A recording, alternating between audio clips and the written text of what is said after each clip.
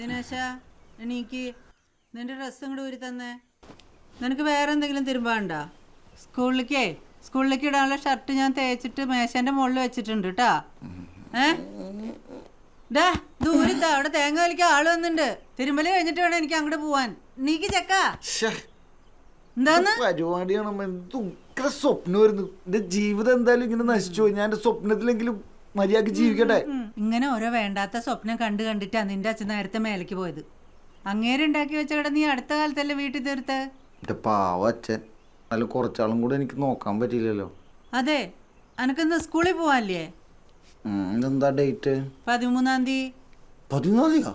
ആ 13 തിങ്കളാഴ്ച.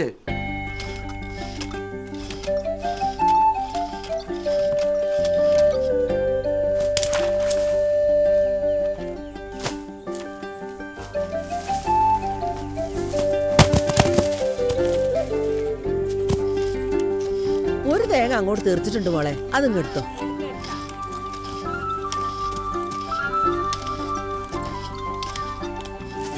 പത്ത് മണിക്ക് കഴിക്കാൻ ഞാൻ 2 ഇഡ്ഡലി വെച്ചിട്ടുണ്ട് കേട്ടാ. പയ്യന്നെ നടന്നാലല്ലേ എന്നെ കിട്ടൂ. ആകെ ഞാനൊരു കേട്ടക്കാരുണ്ട്. 100 അടുത്ത് ഞാൻ നിൽക്കുന്നു. എന്തെന്നാ പണിക്കാരിന്ന് വരുമോ മോനെ? ഇന്നുണ്ടാവില്ല അമ്മ, നാളെ ആയിരിക്കും ചിലപ്പോ. ഓ നാളെ ഉള്ളൂ. അത് അങ്ങോട്ടേക്ക് ഭക്ഷണം വേണമെങ്കിൽ പറയാം. അമ്മേ എപ്പ തുടങ്ങിയതാ? എന്തെങ്കിലും ഒന്ന് വന്ന് കഴിച്ചൂടെ? ഞോള വക കഴിപ്പിക്കേ. ഒരു സർവീസ് ഇപ്പൊ കഴിഞ്ഞല്ലോ. ഒന്ന് അവിടെ എവിടെയെങ്കിലും വെറുതെ ഇരുന്നൂടെ?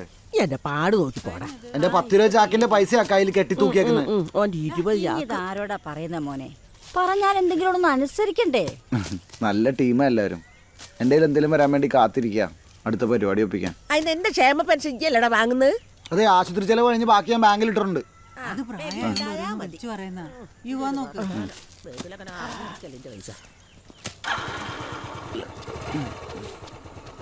കേട്ടോ വന്നിട്ടാണേ.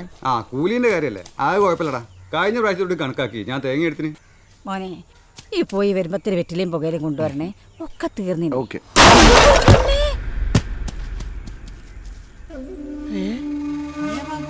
ഇതിന്റെ മുകളിൽ കയറിണ്ടായിരുന്നില്ല. അതെന്താ അതിനകത്ത്?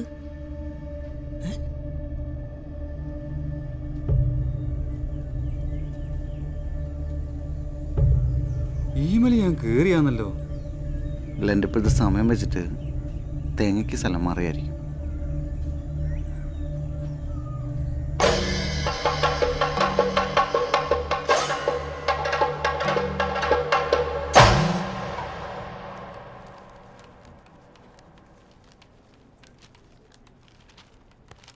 ഓറ് വരുന്നുണ്ട്.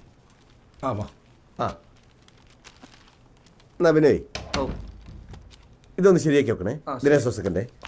അപ്പം എന്താ സംഭവം എന്ന് വെച്ചാൽ കഴിഞ്ഞ സെപ്റ്റംബറിൽ അദാലത്ത് കടന്നേ. നിങ്ങൾ അടയ്ക്കാണ്ട് കൂടിയിട്ട് അത്രയായത്. ടെൻഷൻ അടിക്കണ്ട, എന്നാൽ വേഗം പൈസ എടുത്തോളി. ബിനോയെ ഒരു 13 ലക്ഷം റുപ്യ വരാനുണ്ട്. നീ പോകൂലേ?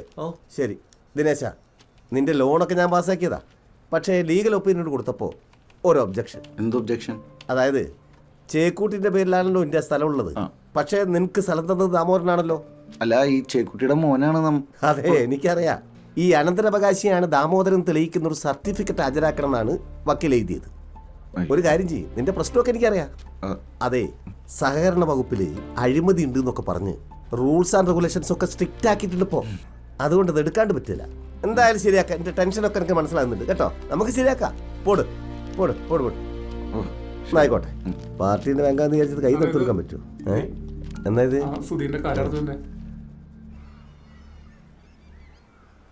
രാമ ഡോ ഇതാ സൊസൈറ്റിയിൽ കൊടുക്കുക. ശരി സാർ. എന്തേ രജിസ്റ്റർ? ടീച്ചർ എന്തിനാ എന്നോട് പണങ്ങി നടക്കുന്നത്? ഞാൻ ടീച്ചറോട് ഒരു കാര്യം ചോദിച്ചു, ടീച്ചർ അതെനിക്ക് തന്നില്ല. അപ്പം കിട്ടാത്ത ഞാനല്ലേ പണങ്ങേണ്ടത് അല്ലേ?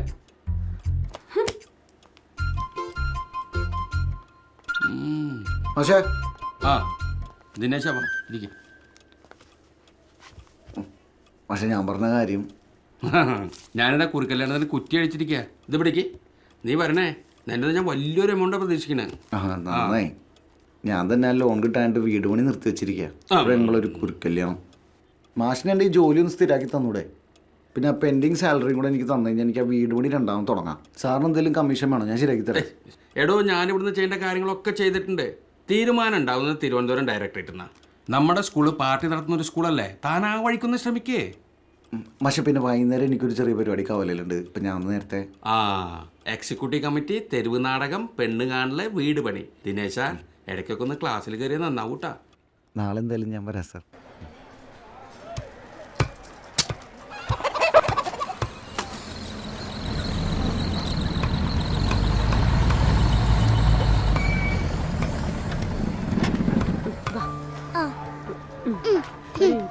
ബാഗ് എടുക്കട്ടെ.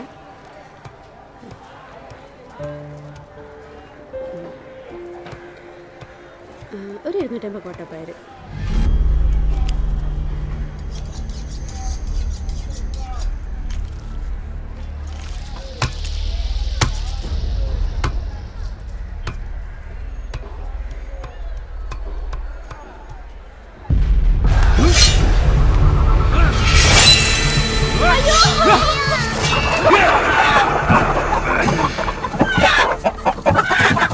ലെനിൻ്റെയും മാക്സിൻ്റെയും പാതയിൽ ജീവിക്കുന്ന അടിയുറച്ച സഖാവിന് അതേ പാത പിന്തുടരുന്ന യുവതികളിൽ നിന്നും വിവാഹാലോചനകൾ അർജൻറ്റായി ക്ഷണിച്ചുകൊള്ളുന്നു. ഓക്കെ. ഈ അർജൻറ്റായിട്ട് എന്നുള്ളത് വേണോ? എടോ, എനിക്ക് അർജൻറ്റായിട്ടൊരു കല്യാണം വേണോ? പറയുന്നതാണ് ചെയ്താൽ മതി. എന്നാൽ അതിൻ്റെ കൂടെ പാർട്ടീൻ്റെ ചിഹ്നം കൂടി എടോ, ഞാൻ കുറച്ച് സിംപിൾസിറ്റി അവതരിക്കുന്നത്. ഞാൻ പറഞ്ഞതിന്റെ പോലെ ചെയ്താൽ മതി. ഇതെന്താടാ ഇത്? ഇത് ഇന്നലെ ചെറിയൊരു നോർത്ത് കൊറിയൻ സാധനം പരീക്ഷിച്ച ചേച്ചി. നോർത്ത് കൊറിയൻ സാധനം. വേറെ എന്തെങ്കിലും കയ്യിലുണ്ടാ? ഒന്നുമില്ല ചേച്ചി. പിന്നെന്താ? പോക്കറ്റിലെന്താ? പോക്കറ്റിലെന്താ? കൈ മാറ്റടാ. കൈ മാറ്റാൻ.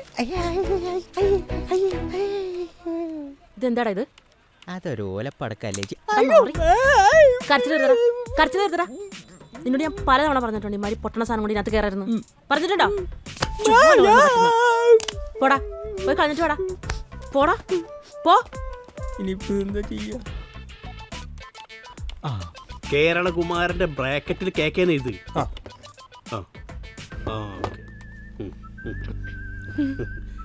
ഇങ്ങനെയുണ്ട്. നന്നായിട്ടുണ്ട്. അയ്യോ ഓടിക്കോ!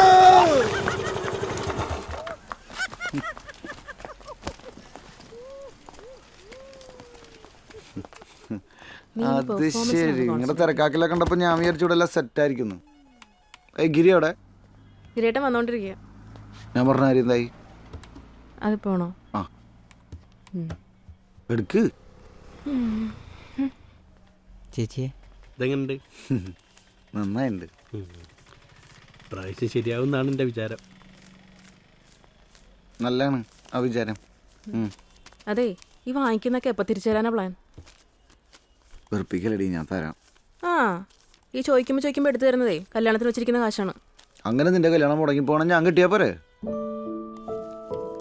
എടാ, ഈ നാളെങ്കിലും പണിക്കാളെ വിടുവോ? എനിക്കിത് ഇവിടുന്ന് നേരിട്ട് വാങ്ങിയാൽ പോരേനും. 5 ലക്ഷം തന്നാൽ മതിയാ, പെട്ടെന്ന് വിടുമെന്ന് പറഞ്ഞാൽ വിടാ.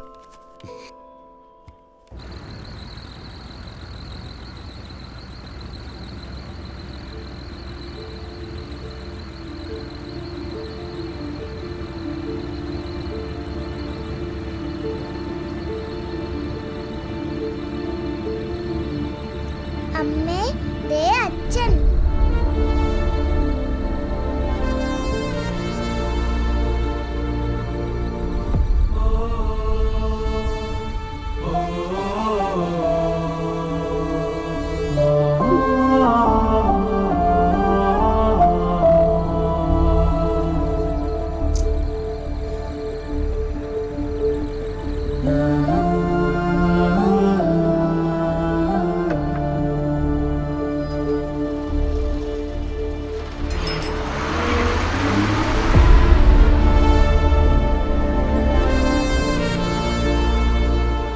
ഗിരി,